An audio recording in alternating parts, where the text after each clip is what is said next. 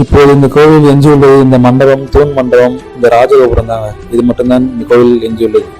இங்க பாருங்களேன், விஜயநகர மன்னர்களால் கட்டப்பட்ட மிகவும் பிரம்மாண்டமான இந்த ராஜகோபுரம் பாதி அளவுக்கு தாங்க இருக்கு. இது பாருங்களேன், பார்த்தால் மிகவும் கவலையாக இருக்கிறது. சுமார் 500 வருடம் பழமையான இந்த கோதண்டராமர் கோவில் 500 வருடங்களுக்கு முன்பு மிகவும் அற்புதமாக இருந்திருக்கிறது இந்த கோவில். அந்த காலத்தில் இந்த கோதண்டராமர் கோவில் இங்குள்ள சங்கரபரணி ஆற்றில் தான் மிகவும் விமர்சையாக திருவிழா நடைபெற்றுள்ளது. வணக்க மக்களே, எனது போரில் சிதைக்கப்பட்ட ஒரு ராமர் கோவிலா? ஆமாங்க, இந்த கோவில் விழுப்புரம் மாவட்டம் செஞ்சியில் உள்ள சங்கரபரணி ஆற்றுக்கு அருகில் தாங்க அமைந்துள்ளது. விஜயநகர மன்னர்கள் ஆட்சி காலத்தில் கட்டப்பட்ட இந்த கோவில் இப்பொழுது எஞ்சி இருப்பது இந்த மண்டபம், இந்த ராஜகோபுரம் தாங்க. பாத்தீங்கன்னா உங்களுக்கு நல்லா தெரியுங்க. இங்குள்ள ராமரை கோதண்ட ராமர் என்று அழைப்பார்கள்.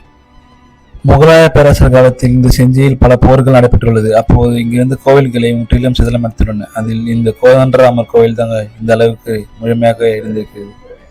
விஜயநகர மன்னர்கள் காலத்தில் கட்டப்பட்ட இந்த கோதண்டராமர் கோவில் இப்போது இந்த போரில் சிதிலமடைந்து இப்போது இந்த அளவுக்கு இருக்குங்க. இதை பார்க்கவே மிகவும் வருத்தமளிக்கிறது.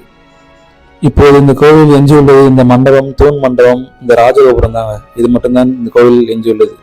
நீங்க பாத்தீங்கன்னா உங்களுக்கு தெரியுங்க, இதை சுற்றி பல கற்கள் கிடக்கும்.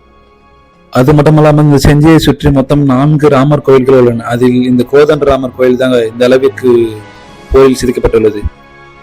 மற்ற ராமர் கோயில்கள் ஓரளவுக்கு எஞ்சியுள்ளது. இந்த கோதண்டராமர் கோயில் தாங்க இந்த ராஜகோபுரம், மண்டபம் மட்டும்தான் இப்போது எஞ்சிருக்கிறது. இந்த கோதண்டராமர் கோவில் விழுப்புரத்திலிருந்து 39 கிலோமீட்டர் தொலைவிலும், திருவண்ணாமலையிலிருந்து 43 கிலோமீட்டர் தொலைவிலும் அமைந்துள்ளது. அந்த காலத்தில் நம் முன்னோர்கள் இது போன்ற கோவில்களும் கோட்டைகளும் மண்டபங்களும் தாங்க நம்ம கொடுத்து போன பொக்கிஷம். இதை இப்படி இருக்கிறது மிகவும் ஒரு வருத்தமாக இருக்கிறதுங்க. இங்க பாருங்களேன், விஜயநகர மன்னர்களால் கட்டப்பட்ட மிகவும் பிரம்மாண்டமான இந்த ராஜகோபுரம் பாதி அளவுக்கு தாங்க இருக்கு. இது பாருங்களேன், பார்த்தால் மிகவும் கவலையாக இருக்கிறது. சுமார் 500 வருடம் பழமையான இந்த கோதண்டராமர் கோவில் 500 வருடங்களுக்கு முன்பு மிகவும் அற்புதமாக இருந்திருக்கிறது இந்த கோவில். அந்த காலத்தில் இந்த கோதண்டராமர் கோவில் இங்குள்ள சங்கரபரணி ஆற்றில் தான் மிகவும் விமர்சையாக திருவிழா நடைபெற்றுள்ளது. அந்த காலத்தில் நம் முன்னோர்கள் இந்த கோவிலை கட்டுவதற்கு எவ்வளவு கஷ்டப்பட்டிருப்பாங்கன்னே தெரியல. ஆனால் இவைகள் இந்த நிலையில் இருப்பது மிகவும் வருத்தமளிக்கிறதுங்க. இந்த கோவிலின் மீது போர் தொடர்ந்து இதை அழிப்பதற்கு எப்படி மனசு வருதுன்னே தெரியலங்க. இதை பாருங்களேன், மிகவும் பார்த்தால் இதை வருத்தமளிக்குதுங்க. இதை நாம் பார்த்து கொண்டிருப்பது இப்போது இந்த காலத்தில் கட்டப்பட்ட கோவிலுங்க. இங்குள்ள மக்கள்கள் சேர்ந்து இந்த கோவிலை, இங்குள்ள சிலைகளை வைத்து இப்போது இந்த கோவில் கட்டிருக்காங்க. இங்க பாத்தீங்கன்னா உங்களுக்கு நல்லா தெரியுங்க, அந்த காலத்தில் இந்த கோவில் மிகவும் பெரிதளவில் இருந்திருக்கு. இப்போது எஞ்சியுள்ளது இந்த ராஜகோபுரமும் மண்டபம் தாங்க. இங்க பாத்தீங்கன்னா உங்களுக்கு நல்லா தெரியுங்க. இதை நாம் பார்த்து கொண்டிருக்கும் இந்த கோவில் இந்த காலத்தில் மக்களால் கட்டப்பட்டவையாகும். இதை நாம் பார்த்து கொண்டிருப்பது அந்த காலத்தில் கட்டப்பட்ட ஒரு சுவருங்க. பாத்தீங்கன்னா உங்களுக்கு நல்லா தெரியும்.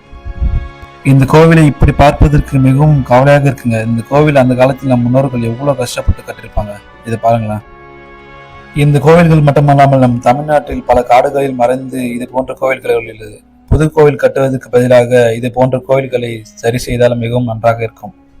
இந்த காலத்தில் புது கோவில்கள் கட்டுவதற்கு பதிலாக நம் முன்னோர்கள் அந்த காலத்தில் கொடுத்திருப்பான பொக்கிஷத்தை திருப்பி அது சரி செய்தால் மிகவும் நன்றாக இருக்குங்க. அந்த காலத்தில் விஜயநகர மன்னர்கள் இந்த கோவிலை மிகவும் அற்புதமாக கட்டிருக்காங்க. ஆனால் இந்த கோவில் இந்த நிலையில் இருப்பது மிகவும் வருத்தமாக இருக்கிறதுங்க. மேலும் இங்கு நீங்க எங்க பார்த்தாலும் இந்த கோவிலோட அடையாளம் காணப்படுங்க. கற்கள் அதிகமாக காணப்படும். இதை பார்த்தீங்கன்னா தெரியுங்க. இந்த கோவில்கள் மட்டுமல்லாமல் தமிழ்நாட்டில் இதே போன்ற பல கோவில்கள் உள்ளது. அந்த கோவில்களை புதுப்பித்தால் மிகவும் நன்றாக இருக்கும். என்ன ஃப்ரெண்ட்ஸ், இந்த பதிவு உங்களுக்கு மிகவும் பிடித்திருக்கும் என்று நினைக்கிறேன். மீண்டும் இது போன்ற சுவாரஸ்யம் மற்றும் மற்றொரு காணொலியில் சந்திப்போம்.